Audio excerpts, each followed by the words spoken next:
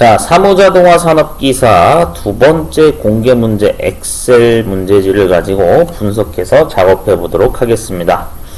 자, 우선 첫 번째는 오타 없이 입력하는 입력 작업이 선행되어야 됩니다. 그래서 공개 문제지를 이렇게 PDF로 다운받으시거나 또는 아니면 출력을 한 장 하셔서 문제지를 보시면서 하나하나씩 작업을 이어가시면 되겠습니다. 자, 우선 시작 위치는 B의 4번 셀에다가 위치를 놔야 됩니다. 그래서 은행명 이렇게 필드명 들어가고요. 다음은 고객명입니다. 자, 그 다음에 여기는 성별입니다.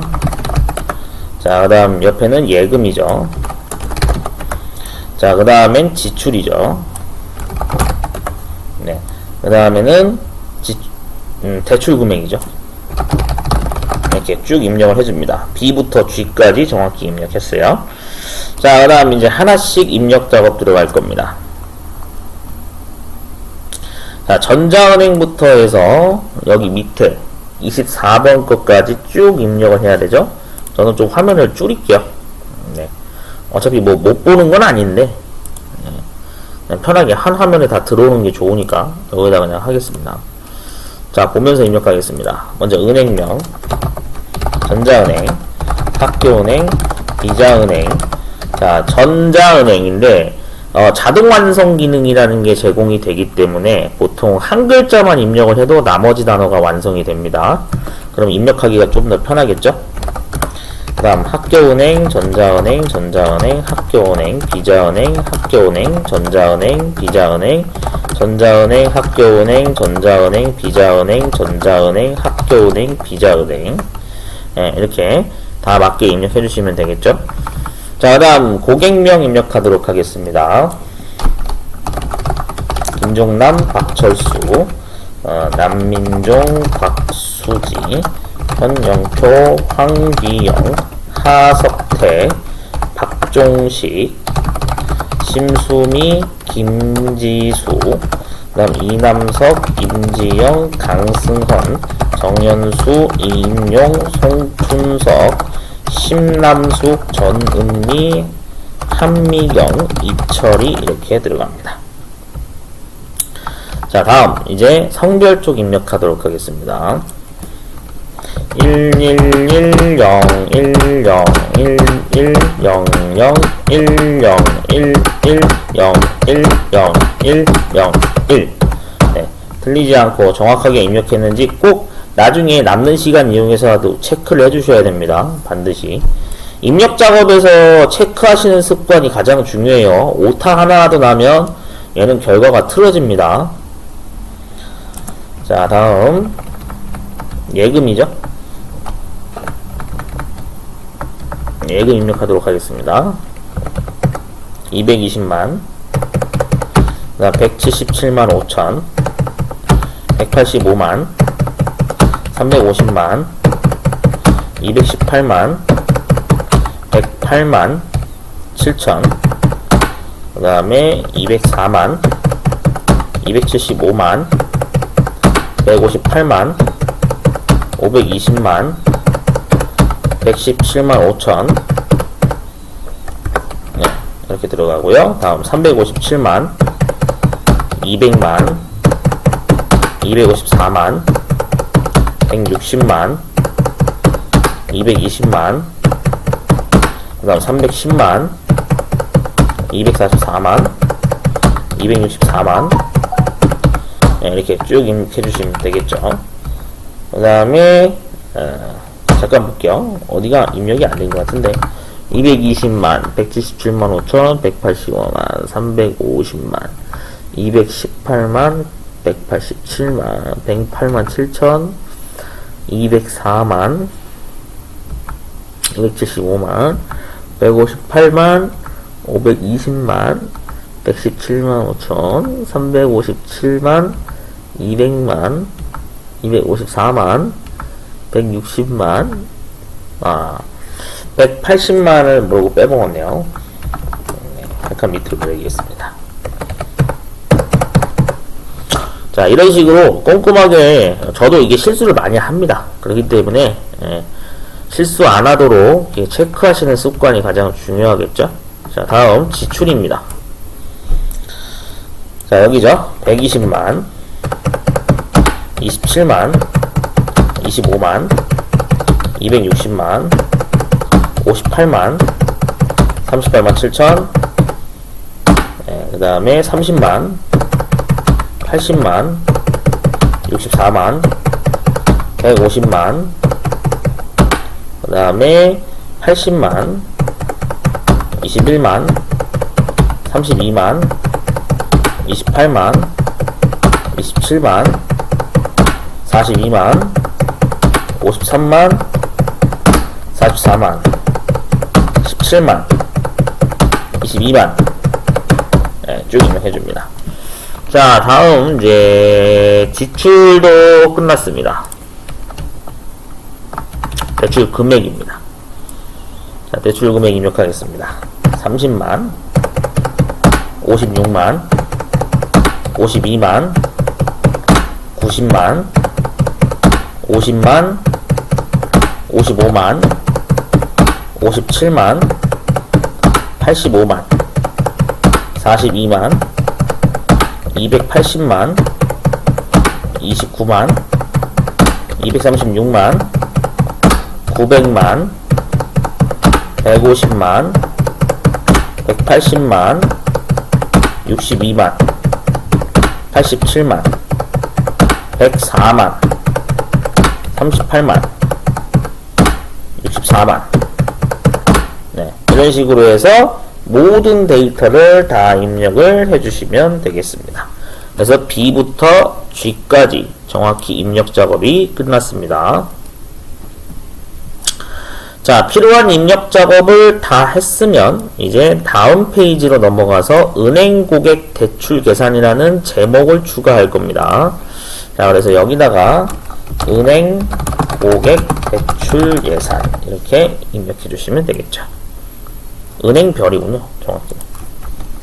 네, 이런 식으로 입력 맞춰 주시고 글자 크기는 16으로 하시면 됩니다. 왜냐면은 제목행을 여기서 이제 제목 서식을 16포인트로 하라고 여기 지시사항이 나와 있거든요. 이거에 맞춰서 한 거니까 하시면 됩니다.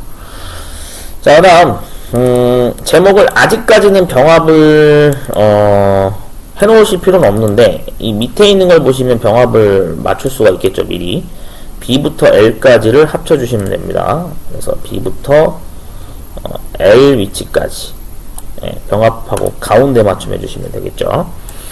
자, 다음 보도록 하겠습니다. 여기에 보시면은 G 다음에 H 부분에 그 다음에 여기 L까지 나머지 글자 입력해 주겠습니다. 자, 화면을 조금 내릴게요. 네, 이 부분이 되겠죠. 자, 그래서 대출금액 옆에다가 쭉 입력하겠습니다. H 성별, 그 다음 잔액, 대출이자, 대출 가능액, 그 다음 비고까지 입력을 해주시면 됩니다. 자, 이 상태에서 이제 밑에 부분 입력을 할 겁니다. 25번 자리로 한번 가볼게요. 여기서부터 좀 확대를 좀 하고요. 자, 25번 자리 여기입니다. 네, 그래서 B의 25번으로 가면 되겠죠. 여기에 평균이라고 입력을 해줍니다. 자, 그 다음에 합쳐야 될 위치는 어디까지냐면 이거 잘 보셔야 되는데 H까지 가야 됩니다. 자, 그래서 B, C, D, E, F, G, H까지 정확히 잡고 병합하고 가운데 맞춤 눌러주시면 되겠죠. 자, 다음 26번 줄 입력하도록 하겠습니다. 그래서 여기에는 전자은행 또는 비자은행의 합을 입력을 해주시면 되겠죠. 자, 얘는 위치가 어디까지 가야 되냐면 J까지 합쳐야 됩니다. 자, 그러면 J까지 합쳐주시면 되겠죠. 병합하고 가운데 맞춤. 자, 다음 8번 줄은 27번 라인이죠. 27번 행은 L까지 합쳐야 됩니다. 그러니까 27번 행은 L까지 정확히 잡고 병합하고 가운데 맞춤해 주시면 되겠죠. 자, 다음 이번에는 28번 행입니다. 똑같이 입력하겠습니다. 여성이고 이씨이면서 학교은행인 고객들의 합을 구해라. 이렇게 나와 있습니다. 아이고, 오타났네요.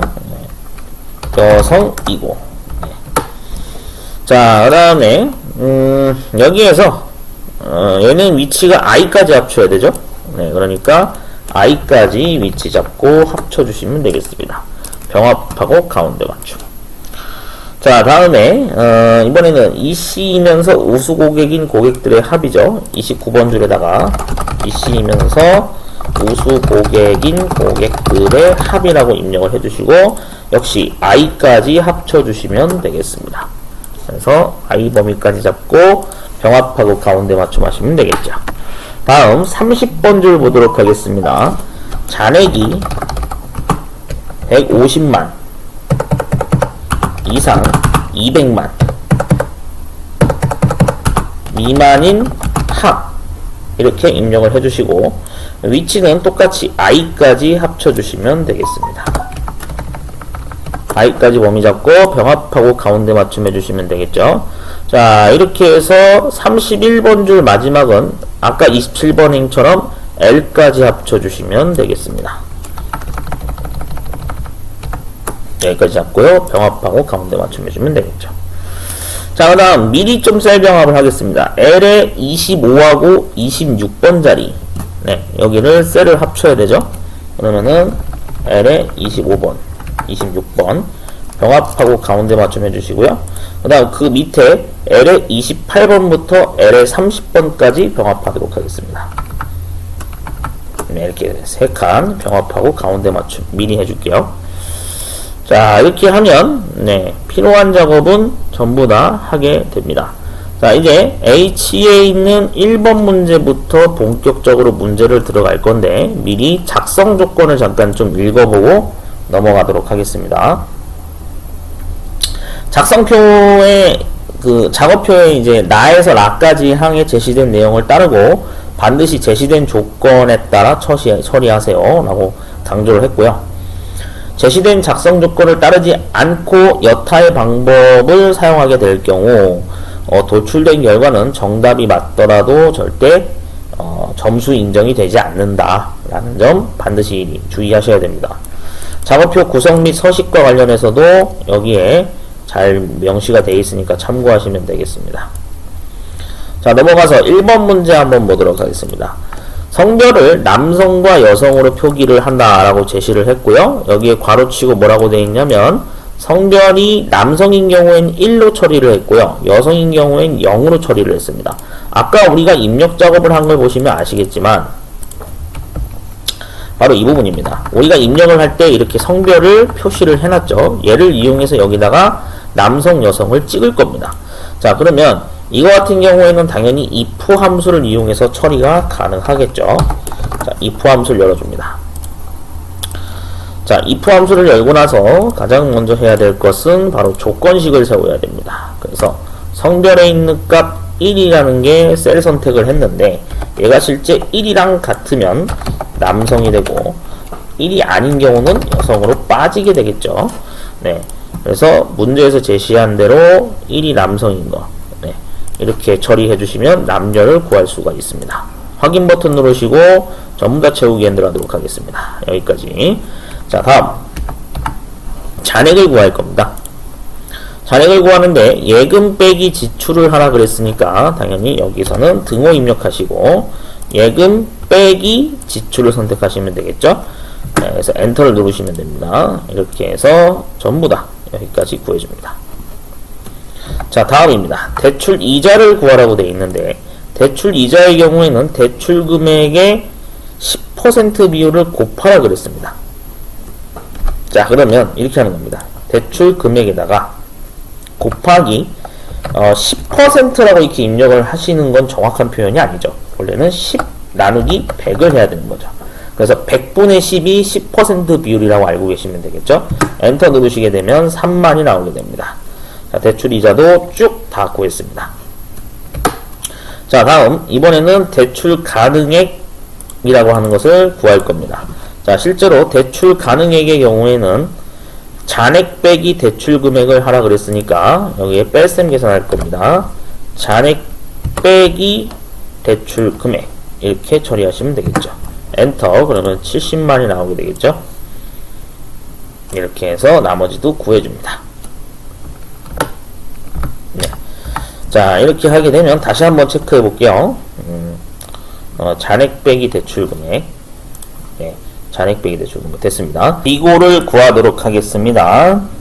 if 함수를 써서 풀이를 해야 되는 문제네요. 자, 비고 칸에다가 if 함수 열도록 하겠습니다. 가로 열고 닫고 해주시고요. fx 마크 버튼 누르면 함수 마법사 창이 뜨게 되겠습니다. 다시 눌러보죠. 잠시 확인해 볼게요. 네, 옆에 넘어갔었네요. 자, 먼저 비교 대상은 대출 가능액입니다. 그래서 100만 초과이죠. 그러면 대출 가능액을 선택하고 초과 100만. 네, 이렇게 처리하면 되겠죠. 자, 그래서 그 조건이 성립을 하면 우수고객이라고 표시를 해줘야 되니까 true 자리에 우수고객 입력해줍니다. 자, false 자리입니다. 자, 위의 조건이 아니면 또 다시 조건문을 붙여야 되기 때문에 if 함수를 또 열어야 됩니다. if 함수 열고요. 괄호 열고 닫고 여기 if 함수를 클릭하시면 창이 바뀝니다. 로지컬 테스트 한 칸 클릭하시고 대출 가능액을 또 선택해서 50만 미만으로 가면 되겠죠. 자, 대출 가능액 선택해가지고 50만 미만. 이 조건에 해당이 되면 불량 고객이라고 표시를 하겠다. 그 다음 공란이죠. 위의 조건이 아닌 경우 쌍따옴표 2번으로 공란 처리합니다. 확인 누르시게 되면 결과가 나오게 됩니다. 네, 여기까지 해서 세 가지 중에 하나가 결과로 나오면 되는 거죠. 자, 다음은 평균을 구할 겁니다. 평균을 구하는 것은 문제 지문에도 나와 있지만 각 항목별 평균을 산출하라고 되어 있죠. 여기서는 average 함수를 써야 됩니다. 자, 이렇게 괄호 열고 닫고 해주시고요. fx 마크 버튼 누르면 네, 함수창이 뜨게 됩니다. 자, 확인을 해보면 평균을 구할 대상은 여기 이 부분이죠. 네. 일단은 지금 제가 잡은 범위 잔액 범위 여기에 대해서 평균을 구해주시면 되겠죠. 자, 이렇게 해서 네, 이렇게 범위가 나오면 됩니다. 확인 누르시고요. 자, 그 다음에 오른쪽으로 쭉 채우기 핸들을 하시게 되면 나머지도 평균을 구할 수가 있겠죠. 자, 이쪽은 원래 셀 합치는 구간이니까 대상이 아니죠. 자, 다음 여기 자리입니다. 전자은행 또는 비자은행의 합을 구하는 문제인데, 자, 7번 읽어보겠습니다. 전자은행 또는 비자은행을 거래하는 고객들의 대출 가능액의 합을 산출하라고 문제가 나왔어요. 자, 근데 이 7번 항목을 계산을 할 때 사용하는 함수식을 기재하라고 되어 있는 거 보니까 이 세 개 함수를 써서 푼 것만 점수 인정이 된다 이거죠. 자, 그래서 이 세 개 함수를 이제 순서대로 한번 써보겠습니다. 우선 sum product 함수를 먼저 써보도록 하겠습니다. 자, 이렇게 함수를 여시고요. fx 마크 버튼 누르면 창이 뜨게 됩니다. 어레이 1번 자리에다가 지금부터 식을 생성을 할 겁니다. 먼저 isNumber 함수를 그 다음 쓸 겁니다. 네, 이렇게 괄호 열고 닫고 해주시면 됩니다. 대소문자는 구분하지 않습니다. 뭐 함수 이름을 소문자로 쓰시건 대문자로 쓰시건 본인 마음대로입니다. 자, isNumber 값이 숫자이면 true고 숫자가 아니면 false라고 결과가 나오겠죠. 근데 여기서는 당연히 이 지금 문자를 찾는 대상이 문자 데이터이기 때문에 예, 데이터 대상이 그러니까 얘는 false로 나중에 결과가 나오겠죠. 자, 그러면 일단은 전자은행이라는 거를 탐색을 하기 위해서 여기서 find 함수를 써야 되는 겁니다. find 함수를 열고 닫고 해줍니다. 자, find 함수 창으로 진입을 하죠. 자, 클릭을 해서 내가 찾고자 하는 거는 전자은행. 입력해 주시면 되고요. 자, 어디서 찾을 거냐? within 텍스트입니다. 그래서 이 옆에 보시면 24번 줄까지 쭉 범위를 잡으시면 되겠죠? 네, B5번부터 B24까지 범위를 잡습니다. 자, 시작 위치는 첫 번째부터 시작해서 이 전이라고 써있는 위치가 1번 위치죠. 그래서 1번부터 검색을 하겠다 이겁니다. 자, 이렇게 하게 되면 맞다 틀리다의 어떤 기준이 true, false로 나오게 되겠죠. 자, 그 다음에 여기에서 이제 하나 더 추가를 할 건데, 자, 이 부분입니다. 끝에다가 더하기 기호를 넣어줌으로써 우리가 또는이라는 키워드를 처리하는 오화 연산을 실행할 수 있습니다. 자, 그러면 이 옆에다가 이제 앞에 작성했던 거를 똑같이 복사를 뜨도록 하겠습니다. is number부터 find까지 그대로 복사를 뜨시고요. 뒤에다가 붙여넣기 하신 다음에, 자, 여기에서 전자은행이 아니라 얘는 비자은행으로 바꾸셔야 되겠죠. 그렇게 비자은행인 거를 대상으로 찾겠다 이겁니다. 자, 그러면 이렇게 두 개의 논리식이 둘 다 false로 나오게 되면, 예, 즉 한마디로 둘 다 문자로 인식이 되게 되면 그때는 어떻게 하겠다? 이제 사실 오하다 보니까 둘 중에 하나만 문자 데이터로 인식이 돼도 이 조건은 무조건 시행이 되는 거겠죠. 네. 자, 그렇게 해서 봤을 때 여기에 이제 최종 계산할 합의 대상은 아까 문제에서 본 대로 대출 가능액의 합을 구하는 거니까 어레이 2번 자리에다가 대출 가능액을 범위로 잡도록 하겠습니다. 자, 표를 이동할게요. 여기 7만이죠. 네, 여기서부터 정확히 이 밑에 있는, 네, 여기 178만까지 잡으셔야 됩니다. 얘는 평균이기 때문에 절대 여기 밑에까지 잡으시면 안 돼요. 자, 이렇게 하게 되면 545만이라고 하는 결과가 나오는 걸 확인할 수 있죠. 확인 버튼 누르시면 계산 결과는 완성이 됐고요. 자, 이제 얘를 27번 라인 행해 보시면은 이렇게 돼 있어요. 27번 라인 문제가 바로 이 8번 항목인데 함수식을 기재하라고 돼 있죠. 근데 밑에 조금 내려가서 보도록 하겠습니다. 함수식 기재를 할 때 여기 당구장 표시에도 지시사항이 나와 있는데 함수식을 작성할 때는 작업표의 정렬 순서에 따라 조건에 맞게 정렬을 한 후에 도출된 결과에 의한 함수식을 기재하라고 되어 있습니다. 그래서 이 규칙을 따르는 게 뭐 시키는 대로 하는 게 좋은 거겠죠. 물론 이렇게 안 하시고 지금 시점에서 내가 이 식을 완성한 상태에 얘에서 바로 이 함수를 복사 떠서 밑에다가 붙이셔도 됩니다. 예, 왜냐? 어차피 뒤에 가서 어차피 이 지문을 당구장 표시 지문을 만나면 정렬을 한 뒤에 다시 또 붙여 넣으면 되거든요. 두 번 하면 되거든요. 똑같은 동작을. 그렇기 때문에 지금 하시나 안 하시나 별로 상관이 없습니다. 예, 그래서 이거는 본인 선택이에요. 근데 문제에서 이제 그렇게 언급을 했으니까 얘는 잠깐 비워두도록 하겠습니다. 나중에 붙일게요. 자, 28번 라인 줄 한번 보도록 하겠습니다. 여성이고 이씨이면서 학교은행인 고객들의 합을 구하라 그랬어요. 자, 문제를 다시 위로 지문을 옮겨서 한번 확인해보죠. 9번 항목에 해당되는 건데, 자, 여기에서 대출이자랑 대출 가능액 두 개를 값을 구해야 되는 거네요. 자, 그러면 여기도 지금 보시면은 이제 얘 같은 경우에는 조건이 3개거든요. 그러니까 이게 조건이 몇 개인지를 잘 파악하시는 게 관건인데, 여성이라는 게 일단 조건 하나고요. 그 다음 성이 이씨라는 게 조건이 두 번째고요. 그 다음에 여기 또 이면서 나왔죠? 네, 그 세 번째 조건이 학교은행이라는 게 조건이거든요. 이 세 가지를 전부 다 성립하는 것에 대한 대출이자와 대출 가능액의 합을 구하는 겁니다. 그래서 여기서는 일단 합을 구한다고 했으니까 당연히 sum이라는 그 영어 단어가 튀어나와야겠죠.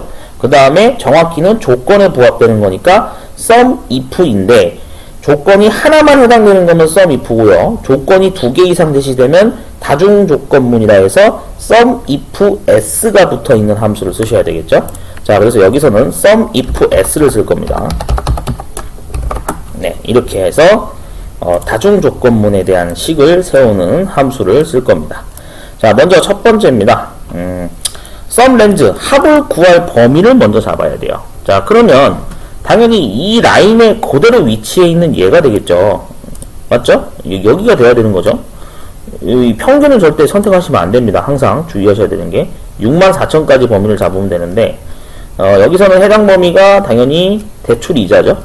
네, 그래서 대출 이자에 대한 거 범위를 잡아주시면 됩니다. 문제도 다시 한번 꼭 확인하세요. 여기 대출 이자라고 여기 분명히 언급이 되어 있습니다.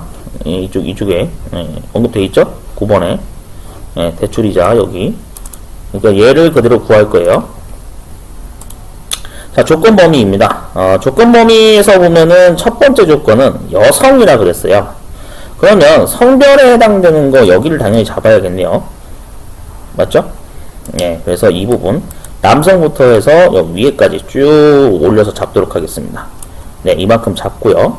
그 다음 조건이 여기에 이제 붙는데 당연히 여성 이렇게 입력해 주시면 되겠죠.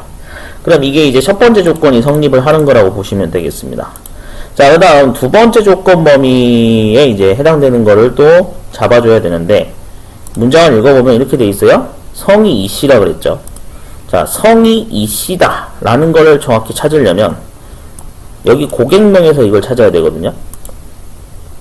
그럼 이 고객명을 실제로 내가 일부분들은 이제 뭐 그렇게 착각하실 수도 있어요. 아, 이걸 레프트 함수를 이렇게 써서 하는 거 아닌가 이렇게 생각할 수도 있는데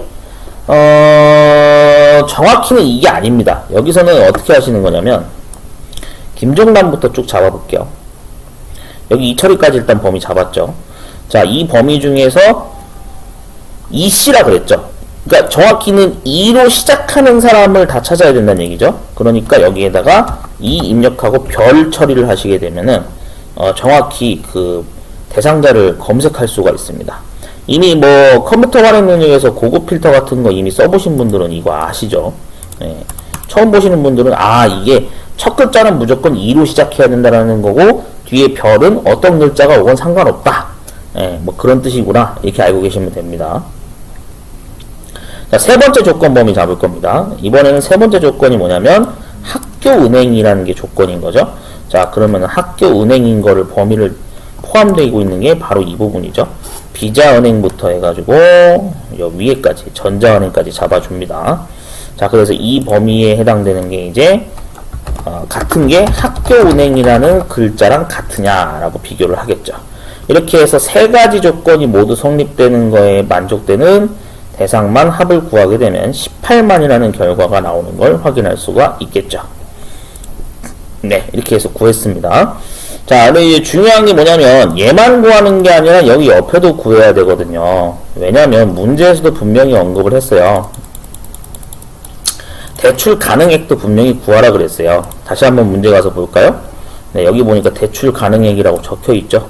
대출 이자도 구했지만 이 조건에 맞는 대출 가능액도 합을 내야 되기 때문에 여기서는 뭐 방법이 두 가지가 있습니다.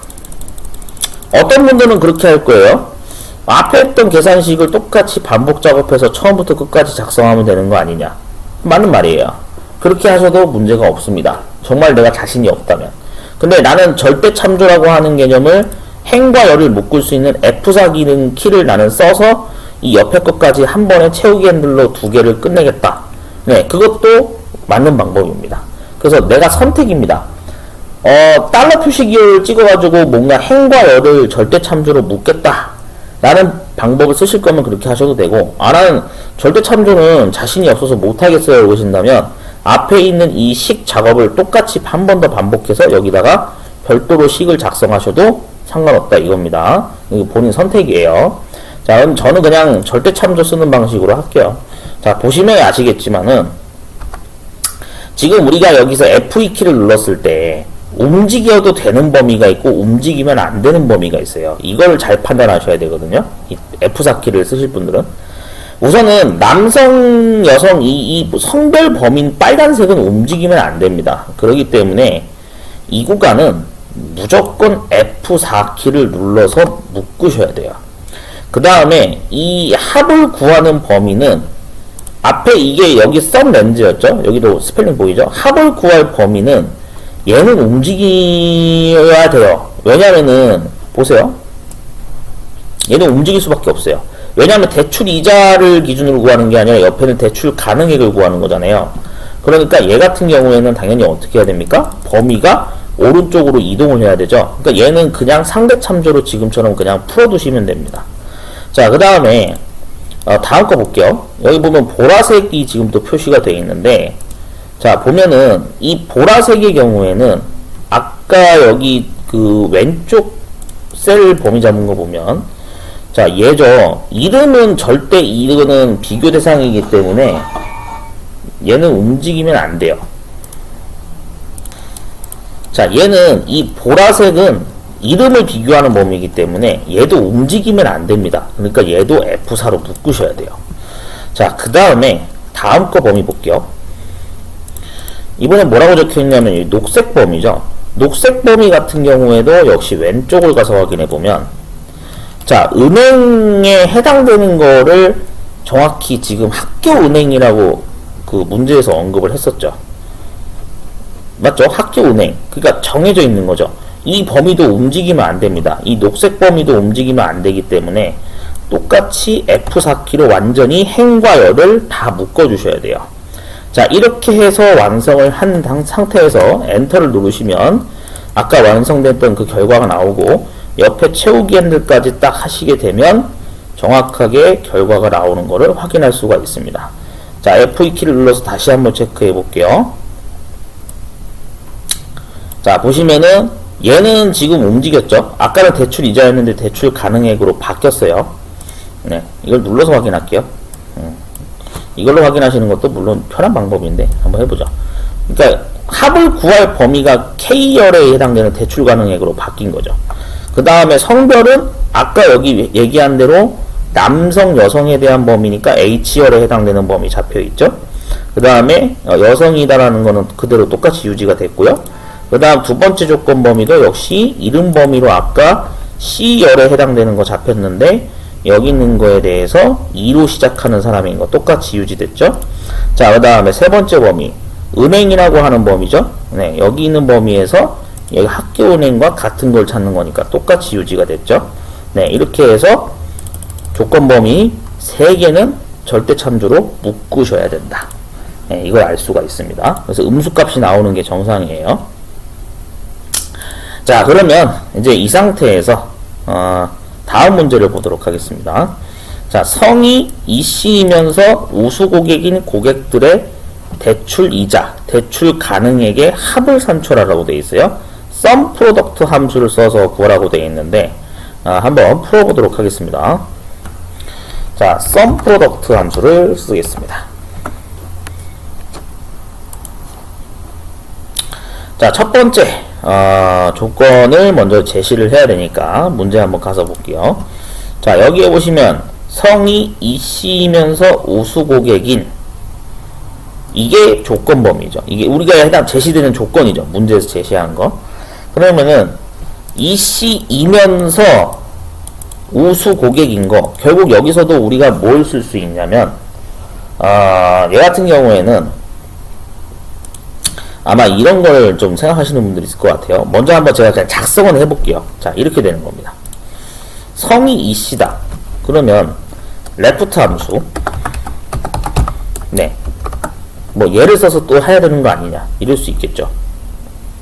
맞죠? 왜냐면 성이 이씨라고 그랬으니까 글자 하나만 따오는 거잖아요. 그러면은 여기다가 left 함수 진입을 하도록 하겠습니다. 그래서 텍스트 자리 클릭하시고요. 자, 여기 고객명을 전부 다 범위 잡도록 하겠습니다. 자, 이만큼 범위를 잡았어요. 자, 얘는 움직이면 안 되니까 F4 누를게요. 자, 그 다음에 글자를 잘라올 건 왼쪽에서 한 글자 잘라오겠다 이겁니다. 자, 그렇게 해서 봤더니 여기에 실제로 집합 기호로 해서 앞글자만 따온 거를 볼 수가 있죠. 자, 그렇게 해서 따온 게 뭐에 해당이 된다? 같다 기호를 넣어서 비교 연산자 넣어야 되죠. 그래서 2랑 같은 거. 자, 그러면은 여기에다가 쌍따옴표 열고 2라고 입력하고 쌍따옴표 닫으시면 되겠죠. 이렇게 하면 첫 번째 비교식이 완성됩니다. 그 다음에 여기에 뭐라고 되어 있냐면 이면서라는 키워드가 나왔기 때문에 얘는 AND 연산으로 묶어야 됩니다. 그러면은 괄호를 앞뒤로 묶어서 닫아주시고 이 상태에서 곱하기 기호를 넣으시게 되면 이게 바로 AND 연산자 처리가 되는 거죠. 논리 연산에서. 괄호를 다시 열고 다음 비교식을 만들 겁니다. 자, 이번에는 여기에도 우수고객이라고 하는 조건이 붙은 거죠. 자, 그러면 우수고객이라고 하는 거를 찾아야 되는 거니까 실제 문제 범위에서 보면, 자, 좀 올리겠습니다. 이쪽이 아닌 것 같은데. 아, 이 오른쪽이죠. 죄송합니다. 여기죠. 비고 항목이죠. 네. 비고 항목 쪽에서 이제 봤을 때 여기에 범위를 싹 다 잡아야겠죠. 여기까지 잡습니다. 네, L24까지 잡고요. F4키 눌러서 얘도 움직이면 안 됩니다. 자, 그 상태에서 갖다 기호 넣고 그 다음에 우수고객이라는 글자랑 같으냐 이렇게 비교식을 만들어 줄 수가 있죠. 이렇게 괄호 닫아 주시게 되면 해당되는 것만 여기에 1이라고 찍히고 해당이 안 되는 거 둘 중에 하나라도 성립을 안 하면 전부 다 false로 0으로 처리하게 되겠죠. 자, 이 조건에 부합되는 거, 둘 다 true인 상태인 거에 대해서만 어떻게 하겠다? 여기서 대출이자 합을 구하겠다라 그랬죠. 그러면 합을 구할 대상은 당연히 대출이자를 선택을 하셔야 되겠죠. 그래서 64,000까지만 범위 잡으셔야 되는 겁니다. 다시 한번 말씀드리지만 여기 평균이기 때문에 얘는 잡으면 안 돼요. 결과가 안 나와요. 그러면 여기까지 잡으시면 되겠죠. 자, 이렇게 해서 확인 버튼 누르시면 64,000이 나오는 걸 볼 수가 있죠. 자, 그 다음에 옆에로 채우기를 하시게 되면 178만이라는 결과가 나오게 되겠습니다. 자, 실제로 얘는 보라색이니까 얘는 여기서 여기로 움직인 게 맞고요. 나머지는 다 절대 참조로 묶었기 때문에 고정이 되어 있다는 것을 알 수가 있겠죠. 이게 완성식입니다. 자, 이렇게 해서 두 개를 해결했고요. 다음은 이제 30번 라인 행에 있는 이 문제를 보도록 하겠습니다. 자, 지금부터 11번을 풀어보도록 하겠습니다. 잔액이 150만 이상인 게 일단 첫 번째 조건, 두 번째 조건은 200만 미만인 게 두 번째 조건이죠. 그럼 이 조건에 맞는 걸로 해야 되기 때문에 여기서는 SUMIF S 함수를 써서 하도록 하겠습니다. 자, 그렇게 해서 여기다가 SUMIF S 함수를 열어주겠습니다. 자, 그래서 일단 문제에서 얘기한 대로 잔액이라고 그랬죠. 잔액. 그러면 잔액 위치를 범위를 잡도록 하겠습니다. 자, 옆으로 넘기면 돼요. 이런 식으로 해가지고 대출 이자죠. 합을 구할 범위는 대출 이자입니다. 네, 대출 이자 부분 여기서부터 정확히 64,000까지 잡으셔야 돼요. 이 범위에 대해서 구할 건데 조건을 이제 제시할 겁니다. 자, 그래서 첫 번째 조건은 문제에서 얘기한 대로 잔액을 언급을 했습니다. 자, 그러면 잔액이라고 하는 부분은 여기 위치라고 볼 수가 있겠네요. 네, 여기 I열입니다. 그래서 잔액 여기부터 해서 242번까지 범위 잡으시고요. F4키 누르셔야 됩니다. 얘는 움직이면 안 되기 때문에. 그래서 150만 이상을 범위로 잡아줍니다. 이상기호 잡고 150만이죠. 근데 이 밑으로 가야 되죠. 여기는 이상기호 잡고 150만 이렇게 가야 되겠죠. 자, 첫 번째 조건이 성립이 됐습니다. 두 번째 조건 범위 제시해야 되겠죠. 여기서 얘기한 대로 잔액을 똑같이 잡아줘야 되는 겁니다. 그럼 얘를 복사를 뜨시고 그냥 여기다 붙이세요. 그 다음에 이번에는 미만 기호를 넣어야 되니까 200만 미만이죠. 미만 기호 넣으시고 200만 미만. 네, 이렇게 들어간 걸 볼 수가 있습니다. 두 개의 조건에 해당되는 거에 대한 합을 구하게 돼서 결과는 128만 7천이 나오고요. 그 다음에 옆으로 채우기 핸들 하시면 이렇게 금액이 나오는 거를 볼 수가 있습니다. 자, 여기까지 이제 완성이 됐으면 이제 그 다음 거 이제 진행을 할게요. 자, 12번 항목도 함수식 기재하는 건데 얘도 정렬을 한 뒤에 나중에 할 거기 때문에 일단은 건너뛰겠습니다.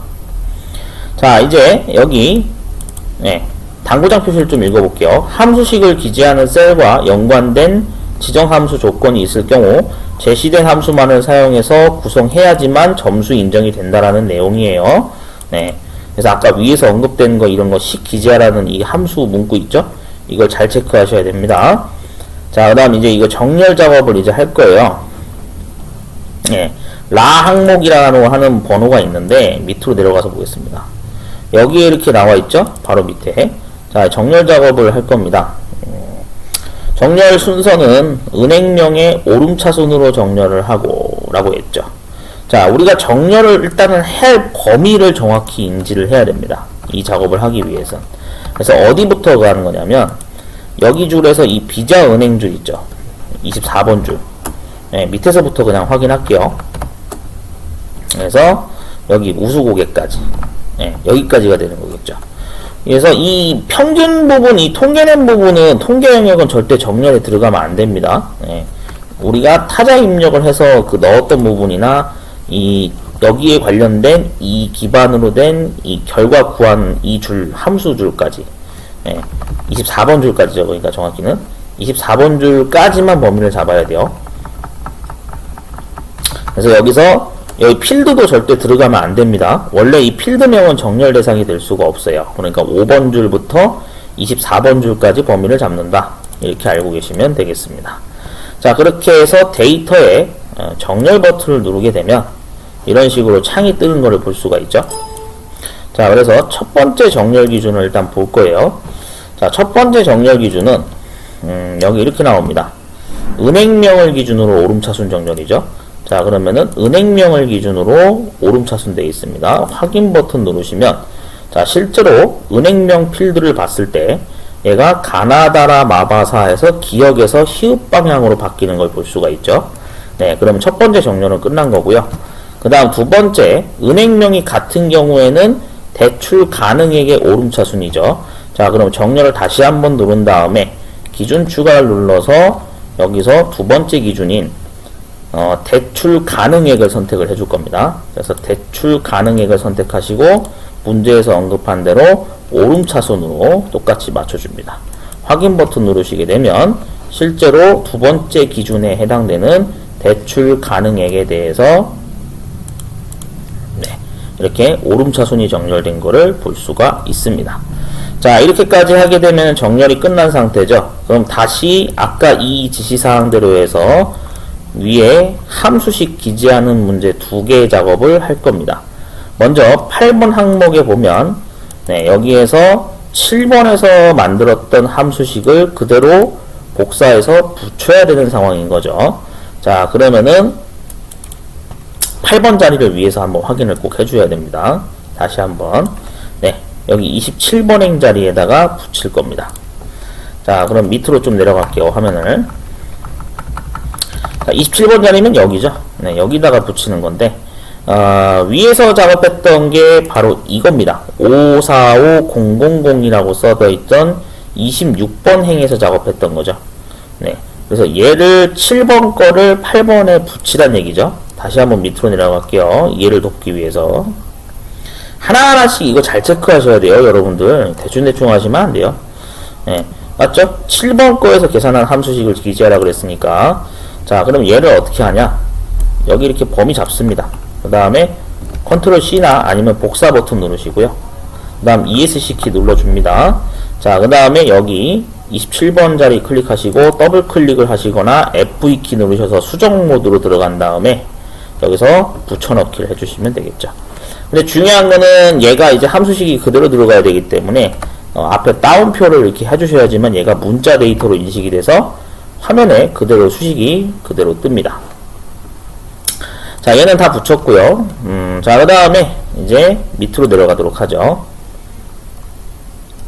자, 여기서도 12번 항목입니다. 그래서 10번에서 작업했던 거, 이 문제를 그대로 함수식을 여기다가 기재하라고 돼 있죠. 자, 그래서 여기서는 똑같습니다. 위에 거랑 방법이 똑같아요. 10번 자리를 아까 확인을 다시 한번 해볼게요. 자, 10번 자리라고 하는 것은 여기죠. 29번 행에서 구했던 얘와 얘가 두 개가 있는데 이거를 정확히 둘 중에 하나를 여기다가 넣어야 되는 거죠. 문제를 다시 한번 읽어볼게요. 꼼꼼하게 확인해야 되니까요. 다시 한번 가볼게요. 10번 산정시 사용했던 함수식 기재. 근데 단 여기 적혀있죠. 대출 가능액 기준이죠. 그럼 대출 가능액 열이 어딘지 한번 확인을 해야겠죠. K번째 열에 있는 정확히 얘가 되겠네요. 예, 이거 잘 확인하셔야 됩니다. 여기가 아니에요. 여기에요. 예, 대출 가능액이라고 지정을 했으니까. 자, 그러면은 저희도 똑같이 가보도록 하겠습니다. K의 29번 열을 선택을 해야겠네요. 자, K의 29로 가도록 하겠습니다. 네, 그럼 여기 K29라고 뜨죠? 이걸로 확인할 수도 있어요. 자, 그래서 얘를 그대로 범위 잡아서 복사를 뜨도록 하겠습니다. 자, 그 다음에 밑으로 내려가서 여기다가 더블 클릭 누르시거나 F2 누르셔서 편집 모드로 들어가고 다운표 하나 입력하고 붙여넣기 하시면 되겠죠. 엔터까지 누르시면 예, 완성이 된 거라 보시면 되겠습니다. 자, 이렇게 하면은 이제 문제의 지시사항 페이지에 계산 작업 지시사항을 전부 다 끝낸 거라 보시면 되겠습니다. 자, 이제 좀 다음으로 잠깐 넘어가 볼게요. 네, 여기에 기타 항목이 있죠. 얘를 이제 이행을 할 겁니다. 금액에 대한 수치는 원화를 표시하라고 여기 지금 지시사항이 나왔고 천 단위마다 콤마까지 찍어야 돼요. 그래서 금액 이외 거는 콤마를 표시하지 않도록 하라고 처리가 나왔습니다. 자, 우선 얘부터 그럼 처리를 할게요. 자, 금액에 대한 수치는 여기 정확히는 예금부터 나와 있죠. 네, 그래서 이 부분 3개 이만큼 범위를 다 잡아줍니다. 그래서 어디까지 잡아야 되냐면 여기 밑에부터 잡을게요. 네, 여기 평균 위에 것까지 잡아야겠죠. 네, 이렇게 나와갑니다. 여기까지 잡아야겠죠. 그래서 홈에서 여기에 보시면은 회계 스타일이 있습니다. 얘를 선택하시게 되면 원 표시 기호도 등장하고 콤마도 자동으로 찍히죠. 자, 그 다음 이쪽 보도록 하겠습니다. 네, 여기 부분은 잔액이죠. 대출이자 그 다음 대출 가능액이죠. 이 부분도 전부 다 네, 회계 스타일로 찍어야 됩니다. 근데 여기는 이제 평균까지 가야 돼요. 네, 왜냐면은 이 금액을 기준으로 평균을 구한 거기 때문에 얘도 회계 스타일로 찍어야 되겠죠. 그래서 여기에 회계로 바꿔줍니다. 그러면은 컴마도 찍혀 나오고 원 표시 기호도 찍혀 나오죠. 자, 근데 여기서 좀 더 이제 봐야 될 게 하나 있는데 음수는 마이너스가 표시되도록 하라고 돼 있죠. 그러니까 지금 보시는 대로 음수 값은 여기 정확히 마이너스가 찍혀 있는 게 보일 겁니다. 예, 같이 포함되어 있어야 돼요. 그러면 3번도 제대로 이제 지시사항대로 된 거고요. 다음 거 보도록 하겠습니다. 모든 수치는 셀 서식의 속성을 설정하는 과정에서 소수 자릿수를 0으로 지정해서 정수로 표시하도록 해라. 우리가 실제 평균을 구하게 되면 소수점 이하 자릿수가 발생이 되는데 걔를 강제로 소수 자릿수를 0으로 해서 정수 형태로 무조건 찍어라 이 뜻입니다. 모든 숫자 데이터 아시겠죠? 얘도 좀 참고하시고요. 회계 스타일로 일단은 좀 더 바꿔야 되는 부분이 있나 없나 체크를 해보겠습니다. 네, 여기서 아까 구했던 게 얘도 결국에는 금액에 관련된 거잖아요. 그러니까 얘도 똑같이 적용해야 돼요. 그러면은 여기도 회계로 바꾸겠습니다. 네, 됐습니다. 그 다음에 여기 있는 것도 결국에는 이 다 금액에 대한 거 통계거든요. 그러니까 6개 잡고요. 여기도 똑같이 회계로 바꾸겠습니다. 자, 됐죠? 네, 이 상태로 이렇게 바꿔주시면 되고요. 자, 그러면 이제 더 이상 회계로 바꿀 거는 여기에 남아있지 않습니다. 다 제대로 설정이 됐어요. 자, 다음 4번 읽어보겠습니다. 숫자 셀은 오른쪽을 수직으로 맞추고 우측 정렬을 하라 이 뜻이죠. 그 다음 문자 셀은 가운데 정렬로 해야 된다는 얘기예요. 이외의 사항은 작업표 형식에 따르도록 하세요. 특히 단서 조항이 있을 경우에는 단서 조항을 우선으로 하고 인쇄 출력 시 판독 불가능이 발생되지 않도록 인쇄 미리 보기 등을 통해서 셀의 크기를 적당히 조정하세요. 그러니까 너무 좁아서 샵 기호가 뭐 뜬다든지 그러면 안 된다 이 뜻이죠. 자, 그럼 하나씩 맞추겠습니다.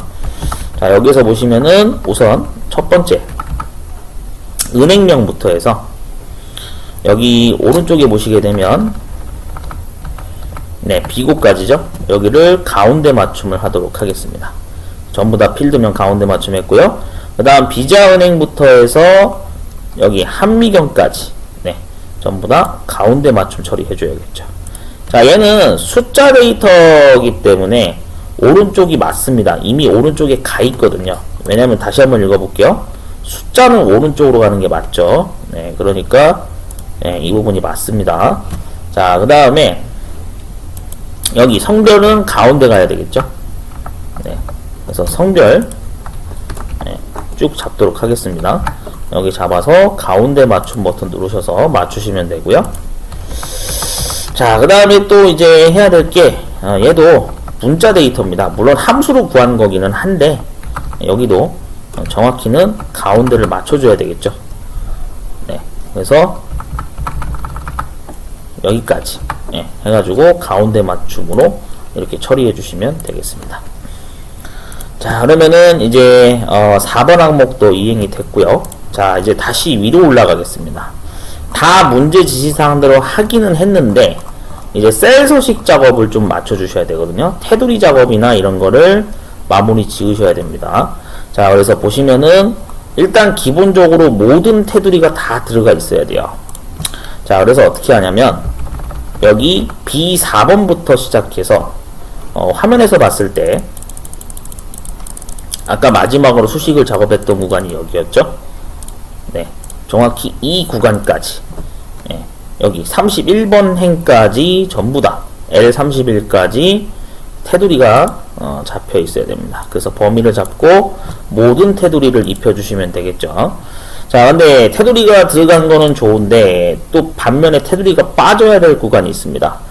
5번 줄 밑으로 해가지고 24번 줄까지는 가로줄에 해당되는 선이 빠져야 됩니다. 그래서 이 부분 선을 뺄 거기 때문에 여기 5번 줄부터 잡아서 여기 24번 줄 위에까지죠. 맞죠? 24번 줄 위에 선이 없어요. 네, 그러니까 정확히 여기까지 이 부분 여기까지 잡아야 됩니다. 네, 됐죠? 우수고개까지 범위를 잡고요. 여기서 셀 서식 메뉴를 들어가서 여기 테두리 들어간 다음에 여기서 빼시는 게 편합니다. 얘를 누르시면 이렇게 선이 빠집니다. 네, 그 상태에서 확인 버튼 누르시면 이렇게 선이 다 빠진 걸 볼 수가 있죠. 자, 그러면 이렇게 되면은 이제 여기 이제 작업은 다 끝났다고 볼 수가 있고요. 자, 그 다음에 여기도 나와 있듯이 열이 C 다음에 H로 이렇게 찍혀 있어야 됩니다. 그 얘기는 C 다음 열인 D, E, F, G는 숨김 처리를 해야 된다는 얘기입니다. 그래서 여기 D, E, F, G까지 4개의 열은 이렇게 알파벳 쪽으로 순을 이렇게 잡으시고 범위를 잡아서 오른쪽 버튼 누르고 숨기기 처리를 하시면 완성이 된다. 이렇게 나옵니다. 그래서 B, C, H, I, J, K, L이라고 찍혀 있어야 돼요. 다시 한번 볼게요. B, C, H, I, J, K, L. 네, 정확히 여기 처리가 됐습니다. 자, 이렇게 하면은 테두리 작업이 다 끝났고요. 이제 차트 작업을 넘어가서 하도록 하겠습니다. 자, 그래프 작업을 보시게 되면 이제 이렇게 되어 있습니다. 작성한 작업표에서 전자은행에 대한 고객명별 잔액과 대출 가능액을 나타내는 그래프를 작성하세요. 그래서 묶은 세로 막대형도 들어가 있고요. 데이터 표식이 있는 꺾은 선형으로 혼합형 그래프로 만들어야 됩니다. 자, 일단은 어떻게 하냐면 간단하게 생각하셔야 돼요. 그냥 묶은 세로 막대형으로 일단 만든다고 생각하시면 됩니다. 그래놓고 나중에 옵션을 바꾸는 거거든요. 네, 나중에 옵션을 바꾸는 건데 잠깐만요. 근데 하기 전에 여기 지금 보시면 이게 잘렸죠. 얘를 늘려야 돼요. 어떻게 하냐면 알려드릴게요. 자, 이 부분을 조금씩 이렇게 늘리시면 됩니다. 얘를 이런 식으로 조금씩 늘리잖아요. 그러면은 밑에가 이게 잘려있던 게 서서히 보이죠. 네, 조금씩 늘리세요. 열을 이렇게 조금씩 늘리시면 돼요. 그러면은 잘려있던 것들이 다 보입니다. 좀 더 가로 방향 폭 늘릴게요. 여기는 다시 잘 잡아야 되죠. 이런 식으로 숨김열은 보이면 안 됩니다. 좀 더 늘릴게요. 네, 이런 식으로 조금씩 늘려줍니다. 열을 조금씩 늘려주시면 돼요. 이렇게 하면은 다시 앞으로 봤을 때 얘가 잘리지 않고 다 나와야 됩니다. 절대 잘리면 안 돼요.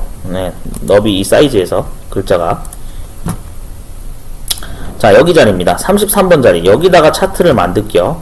자, 삽입 메뉴 누르시고 묶은 세로 막대형 여기 있습니다.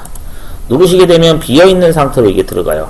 항상 이 빈 셀을 누르신 상태에서 막대 그래프를 만드시는 게 좋습니다. 왜냐면 그래야지 여기에 이상한 데이터가 안 들어가 있거든요. 그 다음에 배치는 뭐 미리 해도 상관이 없는데 어디부터 배치하냐면 여기 33번 라인 경계선 여기서부터 해서 그냥 지금 보면은 45번까지가 있죠. 우리가 표를 보시면 아시겠지만 여기 문제도 나와 있는데 차트의 그 크기는 2분의 1 범위 내로 하는 겁니다. 그래서 그래프 너비 같은 경우에는 뭐 이런 거는 작업표 너비에 맞추는 게 맞고요. 얘는 한 2분의 1 범위라 그랬으니까 절반 사이즈로 하면 되겠죠. 그러니까 표가 실제로 보게 되면 31번까지가 있으니까 31에서 4를 뭐 빼게 되면은 당연히 30, 29, 28 28의 절반이니까 한 14줄 차지하면 되겠네요. 1, 2, 3, 4, 5, 6, 7, 8, 9 그 다음에 10, 11, 12, 13 이 정도면 됩니다. 13줄 정도 차지하면 돼요. 그래서 이렇게 Alt키 눌러서 이렇게 그 너비 맞출 수 있는 거 알고 계시죠? 이 너비 늘리는 건 나중에 할게요. 일단은 그래프를 먼저 맞춰야 되니까요. 자, 여기서는 좀 제가 잠깐 좀 돋보기를 줄이겠습니다. 자, 오른쪽 버튼 누르시고요. 데이터 선택 메뉴를 눌러줍니다. 이렇게 하면은 데이터 선택 창이 뜨는데 값을 정확히 넣어야 됩니다. 그래서 어떤 값을 넣어야 되는 거냐면 문제를 이게 잘 읽으셔야 돼요. 이 부분도 좀 확대해서 볼게요.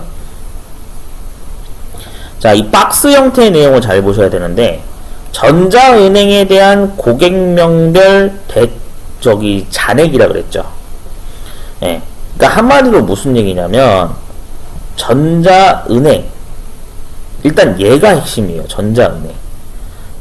그러면은 표에서 봤을 때 자 보세요. 여기 있는 것들은 대상이 아니죠.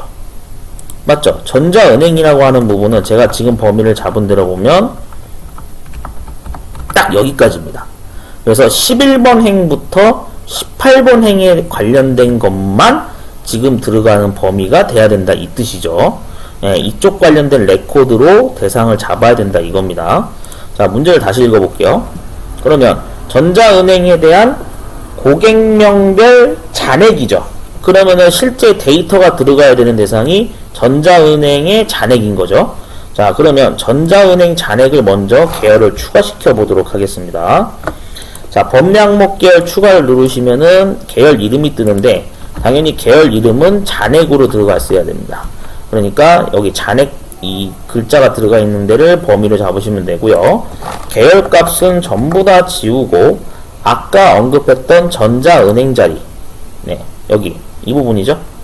11번 라인의 잔액 여기 90만부터 해서 정확히 범위를 잡아주시면 되겠습니다. 보시면서 잡으셔야 돼요. 절대 그냥 막 잡으시면 안 됩니다. 여기 266만까지 들어가야 돼요.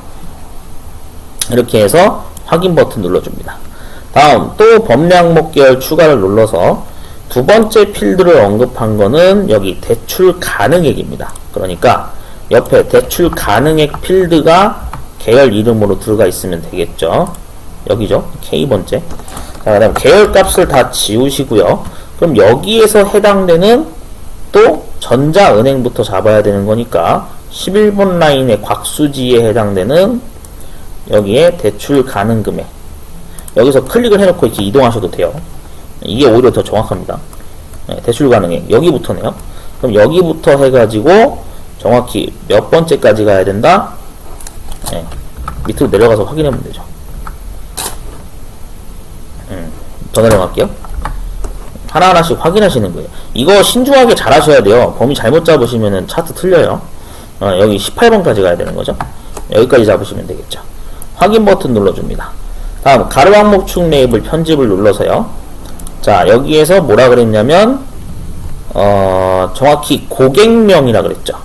그러니까 전자은행에 해당되는 고객명이 레이블로 들어가야 된다는 얘기입니다.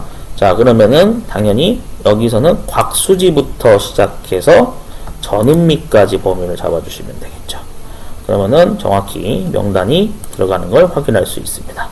이 상태에서 확인 버튼 누르시게 되면 하단으로 내려갔을 때 차트가 이런 식으로 나오면 제대로 범위가 잡힌 겁니다. 자, 1번 이제 해당되는 것부터 순서대로 해볼게요. 우선 잔액은 그대로 그냥 두시면 됩니다. 원래 묶은 세로 막대형으로 만들었으니까요. 근데 대출 가능액이 꺾은 선형으로 바뀌어야 되는 거죠. 자, 그러면은 여기서 대출 가능액이 뭔지를 알고 싶으면 막대기에 마우스를 갖다 대시면 알 수 있어요. 얘는 파란색이 잔액이죠. 주황색이 대출 가능액입니다.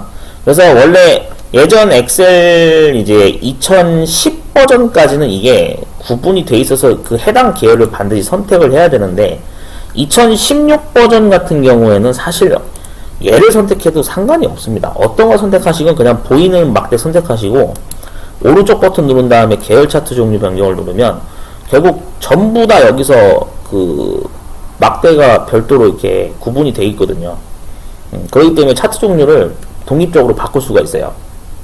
제가 알기로는 2010에서는 이게 안 되는 걸로 알고 있습니다. 2007이나 거기에서는 계열을 별도로 선택을 하셔야 돼요. 그래서 미리 좀 설명드리면 엄밀히 따지면 계열 선택을 정확히 하시려면은 9버전으로 하시는 분들은 여기에 그 서식에서 여기서 누르셔야 됩니다. 여기서 여기에 계열 두 개가 있죠. 이거 대상을 정확히 선택하고 작업을 하셔야 돼요. 근데 이거는 2016이니까 그냥 보이는 막대 그냥 선택해도 됩니다. 계열 차트 종류 변경 누르셔가지고 대출 가능액을 표식이 있는 꺾은 선형으로 바꿔주도록 하겠습니다. 확인 버튼 누르시게 되면 이렇게 꺾은 선으로 바뀐 게 보이죠? 자, 다음에는 이제 잔액만 데이터 레이블 값이 표시되도록 하라 그랬죠? 자, 그러면은 잔액 부분에 해당되는 게 파란색이라 그랬죠? 오른쪽 버튼 누르시고 데이터 레이블 추가 누르면 이런 식으로 금액에 대한 레이블 값이 뜨게 됩니다. 자, 그래서 이런 식으로 이제 표시가 됐고요. 그 다음 그래프 제목을 얘로 똑같이 넣겠습니다. 전자은행 고객 대출 금액. 자, 그러면 여기 제목 부분 클릭을 하시고 제목 수정 들어가겠습니다. 전자은행 고객 대출 금액.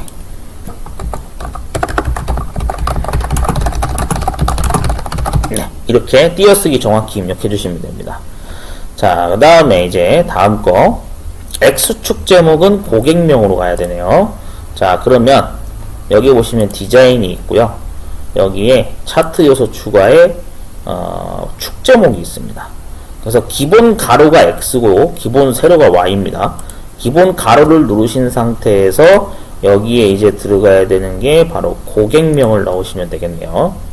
네, 그럼 여기다가 고객명 이렇게 넣어줍니다. 자, 다음 Y축 제목도 추가하겠습니다. 차트 요소 추가해서 축 제목 기본 세로 누르시면은 왼쪽에 여기 축 제목이라고 뜨죠. 자, 이 부분에 대해서는 금액이라고 입력을 해주시면 되겠죠.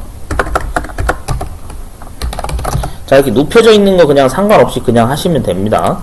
자, 그 다음에 X축 항목 단위 해당 문자열이니까 이미 여기 우리가 레이블 넣은 게 이게 X축 항목 단위 문자열입니다.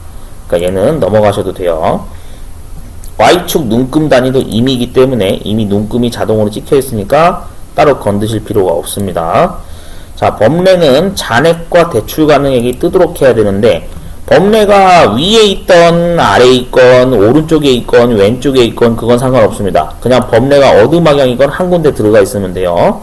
자, 그래서 차트 요소 추가에 범례 선택하셔가지고 뭐 얘를 그냥 아래쪽으로 이렇게 누르시면 이렇게 범례가 들어가죠. 이게 바로 범례가 들어간 겁니다. 자, 그 다음에 이제 뭐 이건 아까 범위 맞췄고요.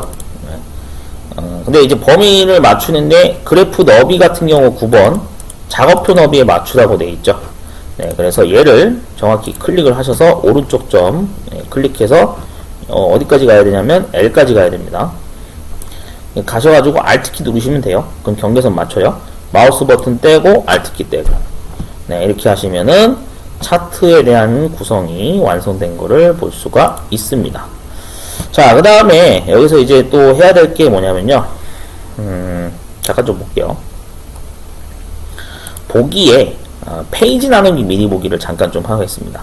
여기 보시면 이렇게 점선이 찍혀 있는 게 이게 페이지가 지금 1번, 2번 페이지로 나눠져 있다 이 뜻이거든요. 점선을 꼭 없애주셔야 돼요. 그래서 얘를 이런 식으로 이렇게 없애주시게 되면 파란색 실선만 경계선으로 남습니다.